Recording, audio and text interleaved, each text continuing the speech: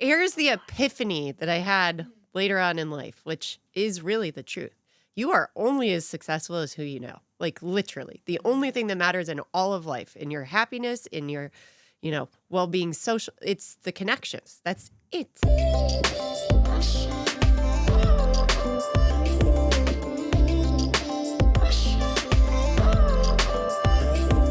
Welcome to recoverHER, the podcast where your healing journey begins. I'm Heather Novak, and I'm here with my co-host, Dr. Tracy Oppenheim, a compassionate psychiatrist. Today, we embark on a path of recovery and self-discovery. We are dedicated to inspiring each and every one of you to overcome your struggles and live your best, most fulfilling life. Your recovery starts now, and we're here with you every step of the way. It's only up from here, 'cause there's no one else that's me. Welcome back to recoverHER podcast. This week, we have one of my favorite individuals for a number of reasons. Let me give you a quick bio on our guest, Katrina Barrett. She is one of Arizona's top-ranked luxury real estate agents and one of the nation's leading realtors. With over a decade of experience, she combines her background in finance, personal expertise in investment, and third-generation brokerage knowledge to deliver tailored, top-tier service to all of her clients.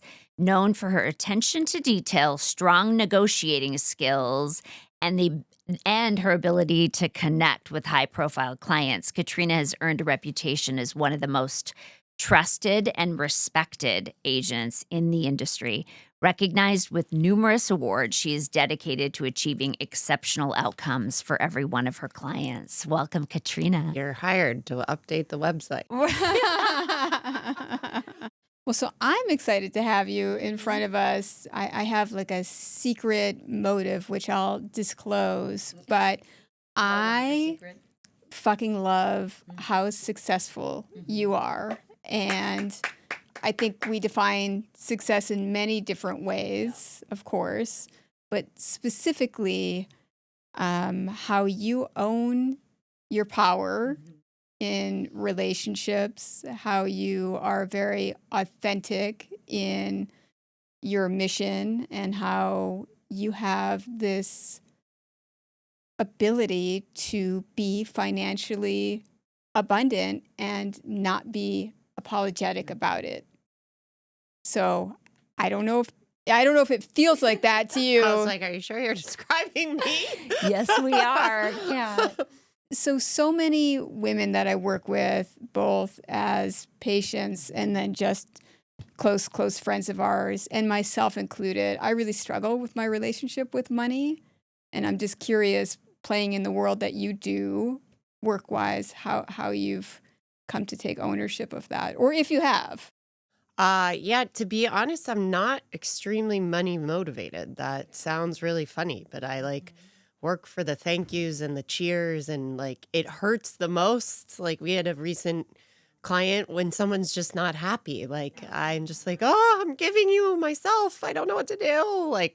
My whole goal is never let a client leave upset. And we had some real big ones that were hard to please this year. And I feel like when you convert someone who's a skeptic, then they're just loyal and the best referral sources for life, forever. And we had a couple of those breakthroughs where even Kate was like, fire them, I'm done. And I was like, nope, we're going to win. We're going to win this one because I can see it, they're worth it, etc. Yeah. So I grew up in Tucson, and both of my parents' were very successful. So both sets of my grandparents were very successful. But my parents were pretty go out and change the world, really good people, really small eco footprint, a lot of used clothes, a lot of don't use anything. Our house, you could see your breath in the winter and you were sweating your ass off in the summer. And my dad would wash his jeans in the pool. I mean, these things are not kidding. He was like the super couponer. So he would go meet my grandma Mamie on Wednesdays for the senior discount. And he would get $5 back after his whole checkout of cart. And my lunches looked something like cream cheese on a hot dog bun, because we would never buy the things at the same time because they're never on sale at the same time. So a bagel and a hot dog are never on sale at the same time as the bun and the cream cheese. So yeah, and I would have like bruised fruit because that was always on discount. It's actually something in college. I was like, not all fruit is bruised. Right. That's funny. I think growing up that way kind of like made me also feel like I don't ever want to be in a position where I don't have something that I want or need. Not that, I mean, my parents were very generous, school was paid for, like all of the things, but I felt like they were very extreme and maybe they felt a lot of guilt on spending money and they really passed that. Like my dad especially, like I felt like his role in life was like, how do you save $1? Which I felt, especially as I got older, was so short-sighted to like, just go make $1. Like he did all of the landscaping, all of the pool. If we needed a new roof, who put it on? He put it on. Like, it's just like, yeah, but you're an attorney. Go work for an hour and pay 3 people. Like how are you not seeing this math? And I get working with your hands and doing something yourself because I'm very bad at delegating. In fact, I think in the last 2 years, that is what has made business explode is trusting and learning to delegate. And Kate changed that for me. Like I trusted no one and Kate changed my life so significantly that then I started trusting everyone. So it was a flip-flop and now we're somewhere. Yeah, the pendulum went the other direction. Yes. Nice. I was just kind of like, what was I doing? Like other people are better than me at everything. Like I should be hiring out for everything.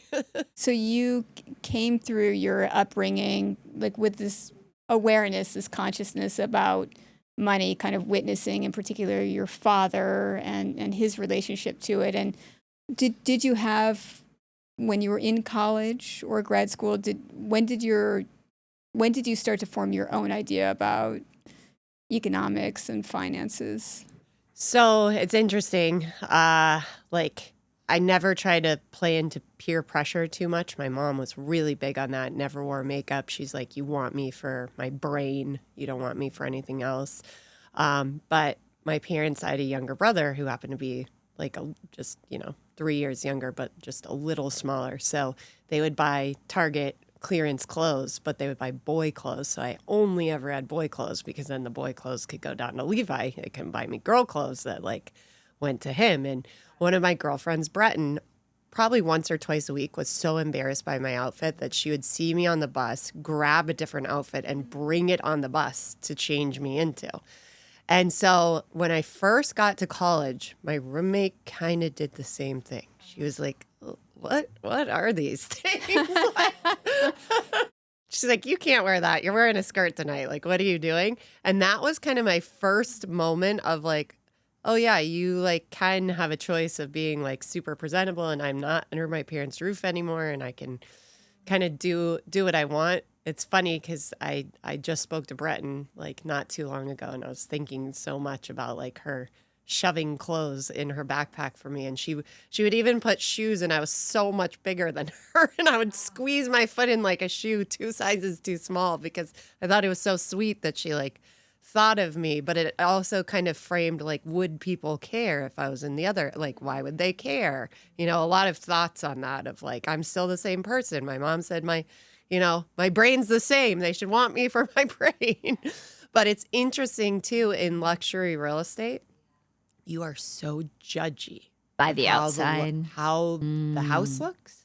You should judge your realtor on looks. So it's like this whole full circle epitome of like, okay, well, yeah, how your outward appearance looks does matter in sales. After you shared the first story about the way that you grew up, I have such a different appreciation for the way that you tackle every deal, every small little nuance, every high-end, particular high-profile client, because you've taught me a lot about not thinking about the end game, about the end result of it all. And I too have had a very similar, we've talked over the years, I've sold for over 20 I think 22 years now.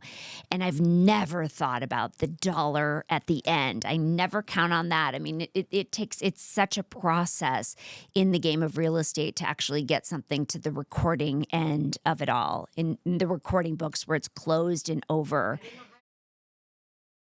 It doesn't. So you never know. We work so much on the open end for free. All of our time, our energy, and the brain power goes into all the details. But when I think about you, you are such a problem solver.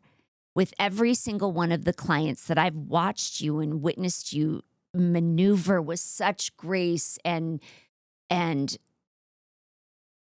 professionalism, you problem solve on every different level, even if it's something, even in the minutia of it all. You make life easier for those clients. So I think when you're left with no time, this has happened like unintentionally, but you like sift through every conversation for like, what is the action item they need out of me? And so I oftentimes, clients think I hate the phone. I don't hate the phone. I just don't have the hours in the day. But from every conversation or every text, it's like, what are they asking of me? I'll just go do. Like, I'm such a doer.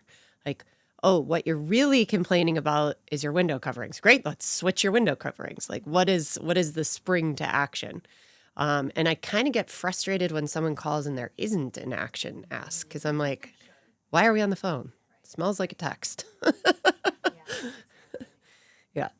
I would say that's the biggest critique I get from clients, though, is not being very available to like chat. And look, I miss the days of driving down the highway and chatting with girlfriends. Like they don't exist anymore. I get one text message a minute throughout the day. One a minute. You came in and asked if you could charge your phone, and it was very early Yeah, when we kicked early this in the off, day. and you were already depleted. Mm-hmm. Yeah, from a full charge. I mean, it's just text, call, text. I mean, it's so sad because to even sit in a meeting, I feel so rude. But if you get more than an hour behind, you can't catch up the rest of the day. And it's impossible. Yeah. So I'm hearing that what you love is getting things done, being efficient, and taking care of the people around you. And then the outcome is whatever the outcome's going to be. And for you, when you hear, you have had, X number of sales, or your brokerage has accomplished X dollars. And when you say X, Tracy, she's close to closing $2 billion. I said $2 billion in residential real estate. Yeah, She's that's like I can't even. My off brain the can't. charts. Yeah, my brain can't comprehend that. What does that feel like in your body? Like, does that give you like a charge? Is it neutral for you? Do you have like rejection towards it? I am pretty goal oriented, so I actually do like seeing the numbers, but kind of similar to swimming growing up. Like I feel like I'm racing myself. I'm not really racing like a field, right? Like it's always like I still remember this one swim meet where I won, but I didn't get the junior cut time and I was pissed. And I was standing on the podium just like sobbing tears. And my mom's like the sweetest person who ever lived. And she goes, "You're making that girl feel terrible. You freaking stop it." Yeah.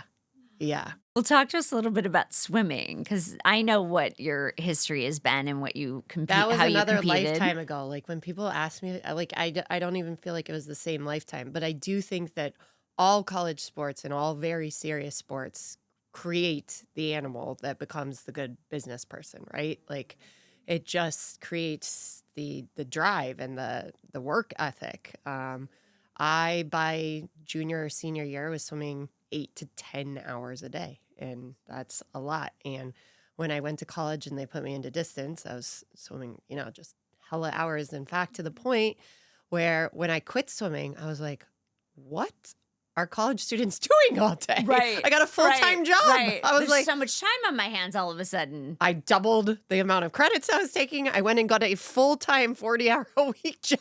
I was And this is when you're swimming D1. Right. At Miami. I was just like, I don't even get it. Like, I feel like I could just be like top of the class and everything. Like, I don't.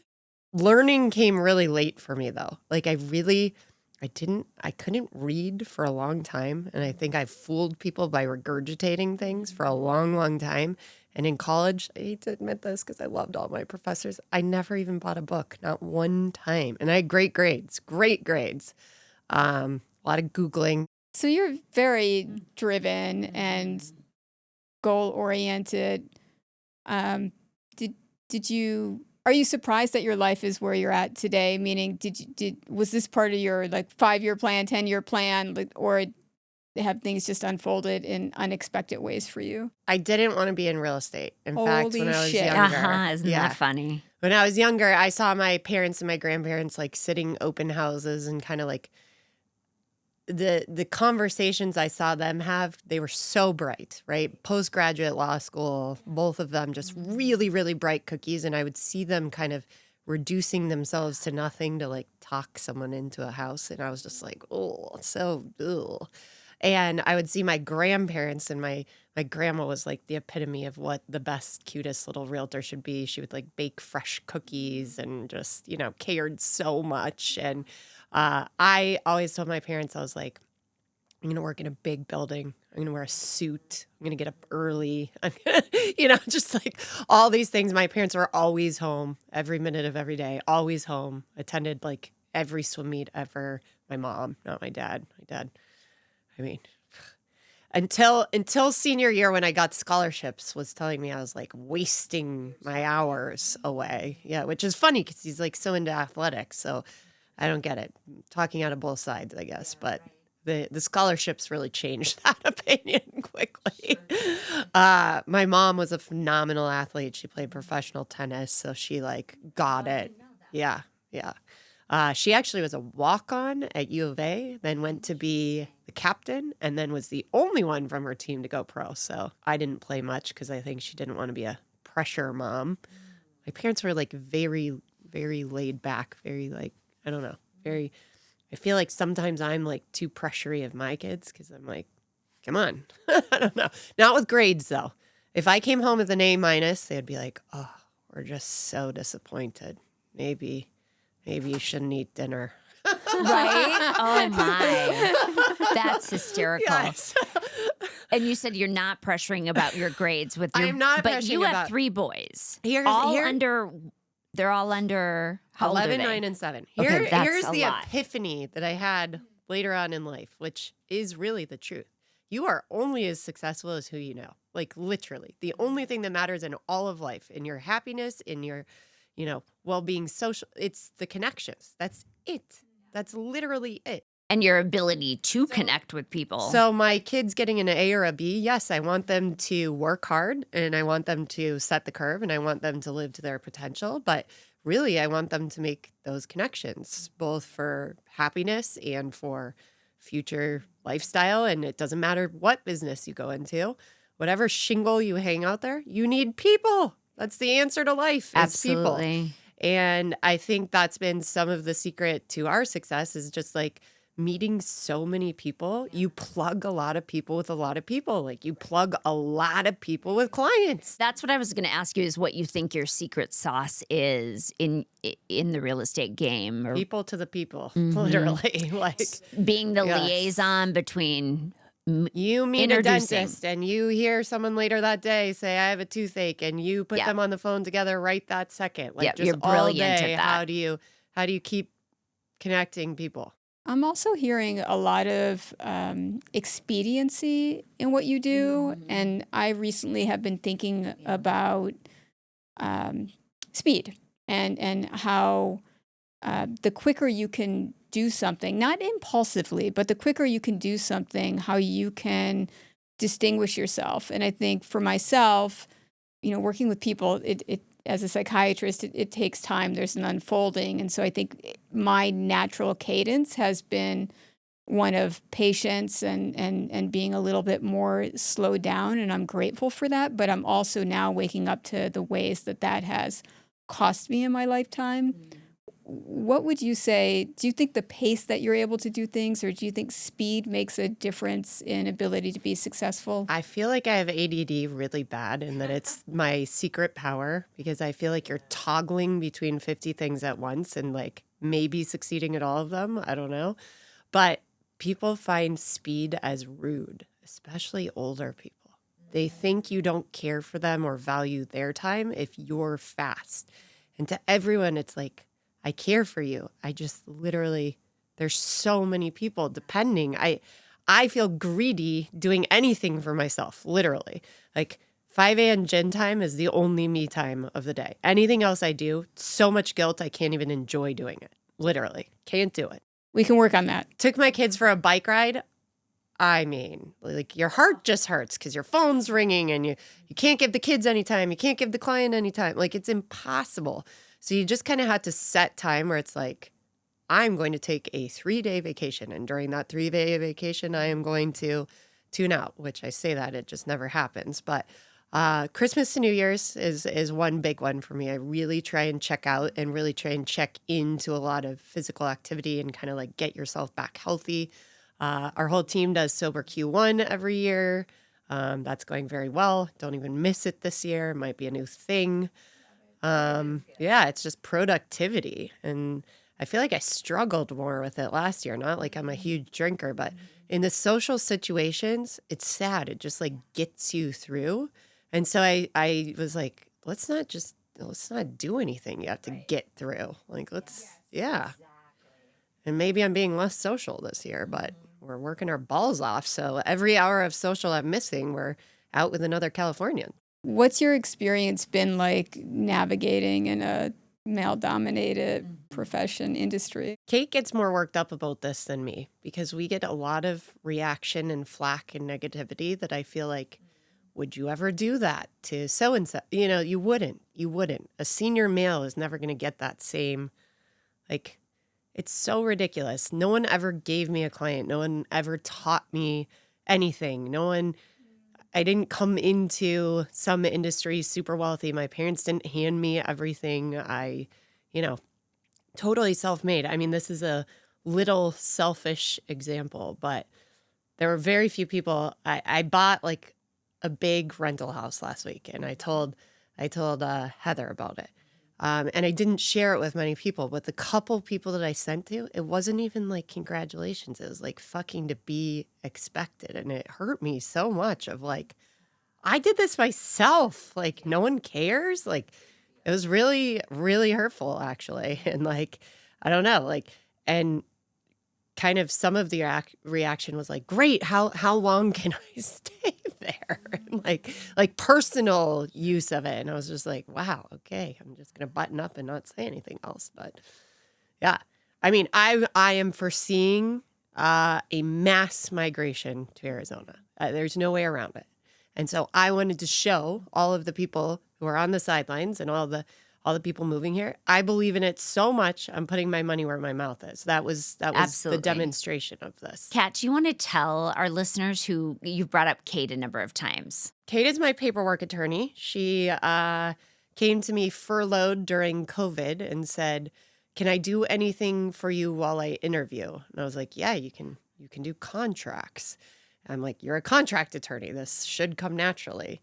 And I think she immediately stepped in and was like, "You were doing this all yourself?" Like, what? And like the disorganization, which is true. Back when I was doing contracts, I mean, I was pulling off on the side of the road. Like I wasn't sitting and focused, and like I should have done that so much earlier.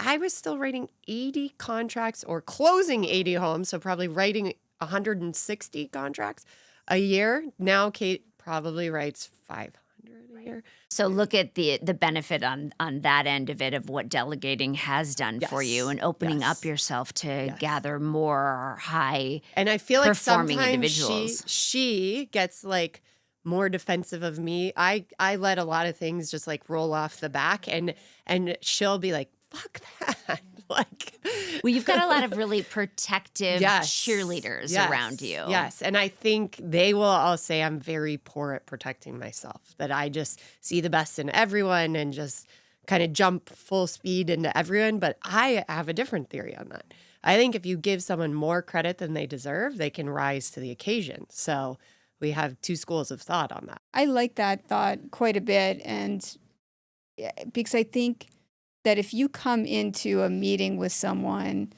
with the assumption of who they are, how they're going to behave, you are attributing their behavior to, shitty things about them, then they're going to meet you, right where you're at. You always say that too, Heather, like energy meets energy versus if you are not making assumptions, or even if they did have malintentions, but you're being open, you'll literally see their energy shift right in front of you. And it allows them to, present differently sometimes. And we've seen so much change and shift in the real estate industry as well, especially with commission structures. And Kat, out of all of the other agents that I've worked with and seen in the industry locally, specifically, you're always giving those buyer broker agents 3%, even if that means taking a percentage out of your own pocket, Kat. 100%, because we gotta keep the commissions in the industry. But I actually think all the change is where we dominate. Every time there's a change, it's a windfall for us because we are quick, we're nimble, we're smaller, and we can make the moves. I love the changes. Also, people get so stuck in their ways. They're like, up in arms on every change. Every change is an opportunity for us. And guess what? This most recent change was a fucking win and a half for the bigger brokers because now those with the listings are dominating. And so it was like luck again. I feel like so much of my success has been literally straight luck, like the timing of starting in the financial industry during the recession, then the timing of kind of flipping in an up market, then the timing of starting a brokerage, and then soon after COVID hitting and it being a windfall of clients. And then this like, it's like everything. I give a lot of credit to the luck that happened involved. Of course, you have to have work ethic and grit and all of those things.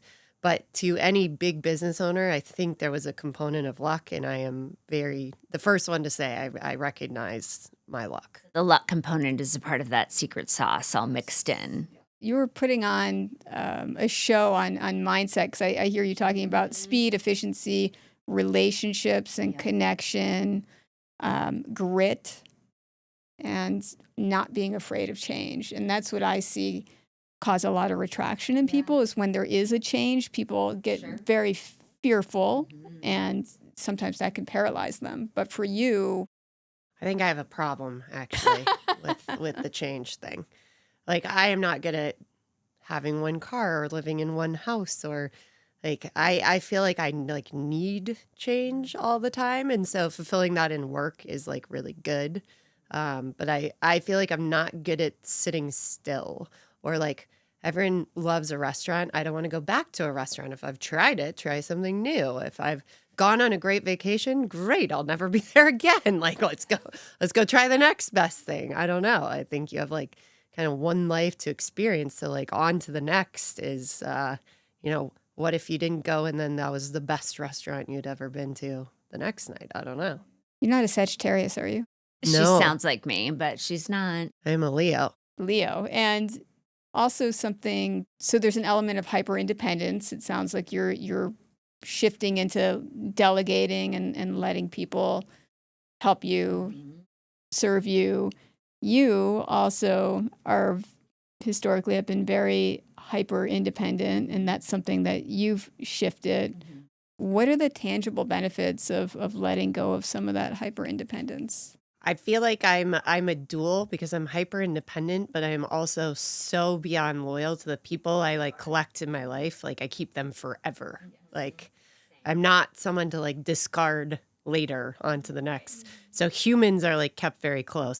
Everything else, like there's no physical belonging that I really care about at all. We're in so the much alike. least. It's not even Yeah. funny. Putting work aside, what do you want more of in your life? Whether it's a feeling? Sunshine, exercise, travel. I'm on a big health kick right now of like, trying all the things. Like it's funny, new. Am I going to get you in our ice bath? Oh yeah. I ice bath all the time. I've You got the very embarrassing Michael Phelps one in my backyard, which he is my son's football coach. And you're not drinking currently. We got a yeah. whole team on that. You know, I'm a big Yeah. fan of sobriety, Yeah. so good for Yeah. you. With the alcohol not on board, do you notice any like feelings coming up or any more like feeling uncomfortable and anything? Social settings. The very first client dinner charity that I did this year was kind of like, ugh, get me through.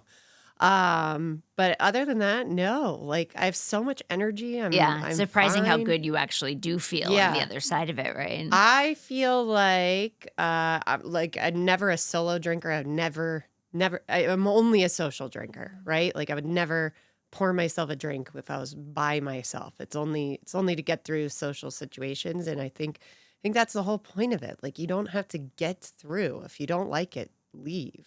I don't know. Yeah, only do the things that you really want to do or are truly motivated, moved And I by. think I'm a little like a lot of people who don't drink find themselves frustrated by people when they're like wasted or something. I'm the opposite. I love it I'm too. the worst. I love everyone to be I as do. wild as they'll be. Totally.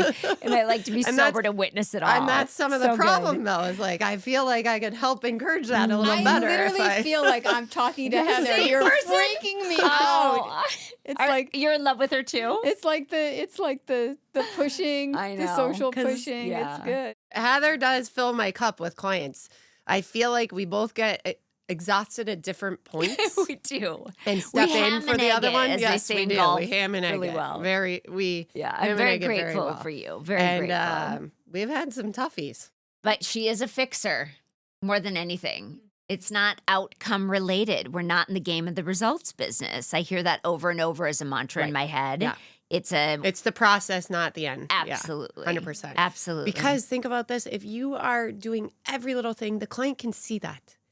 Doing like I gave a little talk to the marketing team this morning. I was like, every listing, every week, something different. We don't know what hits. Every listing, every week, and then my big mistake: tell them you did it. That's my problem. That was a lesson I learned last year. We're doing a lot, and we're not talking about the doing. And clients don't think it exists until it's on Instagram or you're telling them. So it's very annoying. The idea of telling them what you're doing, like when you think about yourself as a person, is that something that's It's frustrating because it's like I'm not looking for credit. I'm doing it because that's what it needs. I don't need you to, like, I get it. yeah. No, but you could see that it's like same, right? And Clients want that bullet point though. They want to know of every detail that's being checked off the laundry list. For me, it's kind of like the hour I just spent on the phone with you would have been so much more productive digging an hour into my phone, finding buyers for you. Like, I don't know. It's hard to say that to someone up front. I got to coach better in the listing appointment. I think of like the value of time and what are activities that are helpful of me for you, and then what is not productive. Like someone was saying, if you could hire one more role, what would it be? And I was literally like a phone person. Like Yeah, that someone was going to be just my next question, actually. check in with clients, kind of get a feedback, kind of like an answering service too. Or if they're having like a little problem, like then that could be relayed to me in a text message and I can come up with the solution and get the team on it. Like we have a great team right now. I think we differ so much from anyone else in real estate locally in that we hired up. We have helpers and people smarter than myself in every single aspect. So I have a peanut gallery who solves the problem. When we find the problem, I think of the solution and they implement. Like that's the biggest thing. And just the communication, to the client. It just bothers me because it's like I'm doing. you know what you're Correct, what you're correct, doing. correct. But yeah, the human mind is naturally going to assume that they don't care, they're not doing, they're ignoring. I'm not important enough. Like people make all kinds of assumptions, and so you just don't want to give them the opportunity to make any of those Because assumptions. our brains are nuts. They're crazy if left unattended, Totally. right? Like I can think, That's why but I'm in business. that's really why you're in business as a psychiatrist. Heather is a more artsy creative than myself, though. I need How a little so? What do you mean a by little that? more of that outlet in me. Like you see color and I see like a math equation. Like I'm very numbers focused in everything, not in like a money way. It's just like things are like in an order. And then the other thing that it seems like is important to both of you is mentoring. How did that come to be for both of you? I am the teacher who grabs the pencil and just does. Like I'm not the best. The best way that I know how to teach is the best way that I know how to learn is like by doing. So like throwing someone in the car for a ride along is like for me going to go farther for someone. And it bothers me if someone's been around me a lot and hasn't absorbed. I'm like, you're not worth the time. On to the next. Yeah. In medical school, the expression was see one, do one, teach one. So you should be able to see something once, do it, and then teach it. This is probably a great example. If you open a new board game and you're sitting in a group, who's the one like I leave the room. Not only can I not teach it, She's freaking out not right now. only can I not teach it, Do you I wanna can't know why? hear someone teach Yeah, it. because there's so many similarities going on. Yeah, I'm not going to sit around and read the instructions on any Oh, see, I need to manual. read them, but No. I I need to do it. I need to play You don't want to it. watch I someone need to go. learn don't it, want to teach teach it. someone. Exactly. It drives me Right. bananas. And I'll learn as then- I go. And then I really don't want to be the one to teach it. Like I would rather not play the game than have to teach it. I see what's Do happening. you have any predictions about where our market is heading? 25% New up election cycle. this year. 25 and 25. 25% up. 25%. Yes. Yes. Good for buyers or sellers? Seller's market overnight. We are in a seller's market overnight. It is running a little slower right now, but I can feel it's like someone's Yeah, the starting a uptick is slow happening. jog. Yeah, we're Yep. ticking. We are ticking. I predict by about Labor Day we'll be on fire. This California thing takes a minute to work through the system, and it is so sad being with everyone Yeah, that we're it with is. right now. Devastating. Man, a couple days ago, like I teared up on a showing. Everyone's so strong, and they're wanting to see everything, and they're wanting to learn. And really, what they lost was their community. Yeah, Not even more their than house. They anything. lost their community. But this one lady, we were in a beautiful home, and we went downstairs in the basement, and there was a huge closet, like the biggest closet you've ever seen, and it was full of Christmas stuff. And she lost it. Because she's like, I own nothing. What would I put in this closet? Like, none of the bedrooms got her, none of the beautiful kitchen. It was the closet that there's like nothing to put in the closet. And I kind of like lost it looking at her and knowing, you know, our kids lost their school, like everything. They lost everything. I can't even fathom. Like, think about this. This is why it's so easy to be happy in Phoenix. You go to AJ's, you see 20 people you know. you then go to drop off, you see another 50 people. Like the people who are sad in life don't see people. Like Phoenix is the it's smallest connection. big town ever. It you see is. everyone. Everyone knows everyone. Everyone. Yeah. Are your parents so proud of you today? My dad passed away 3 years ago. He was really young. He was really healthy. Never drank, never smoked. It's 60s. I know. Really, really sad. He got diagnosed and died like 3 months later. Yeah, cancer. That was really hard. Being with him when he died was like the worst thing.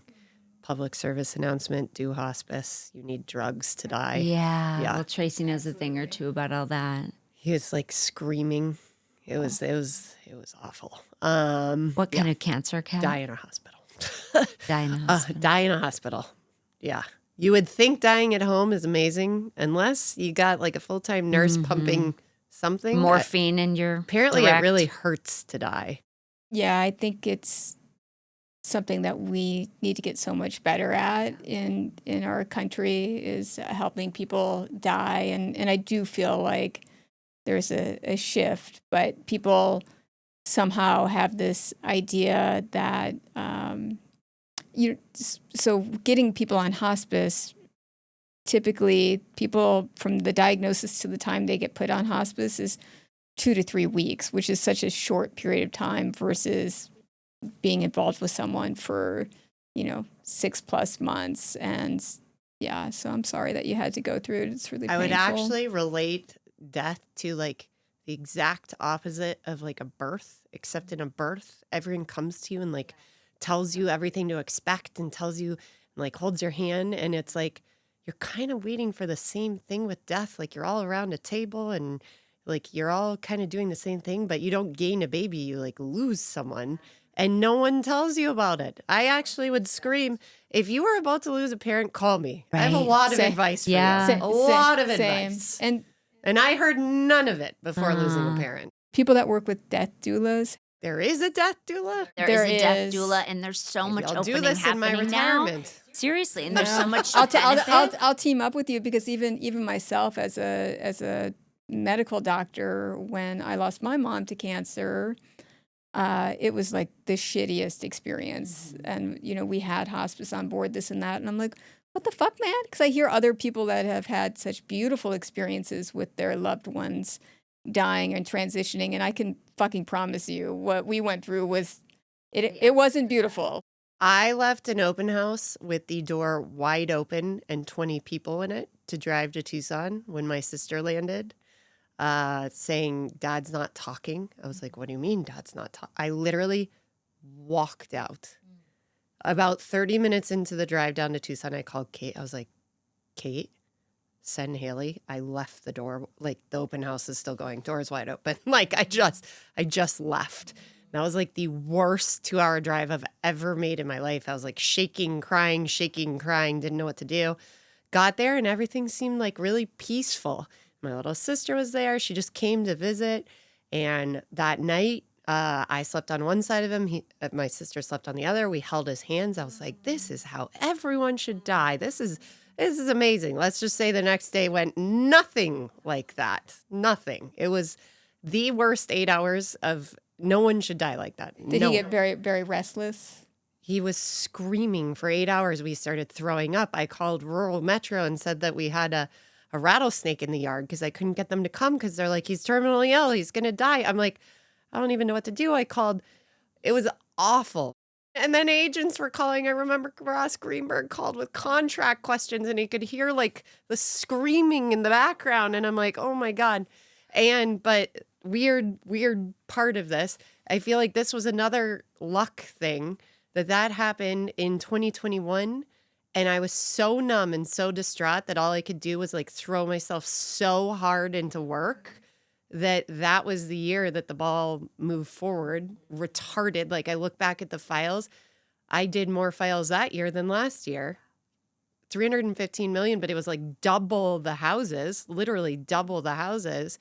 And that was like this weird luck of like, that's what launched my career. I was so upset that I couldn't think about it. And it was traumatic. Like that was not a good experience.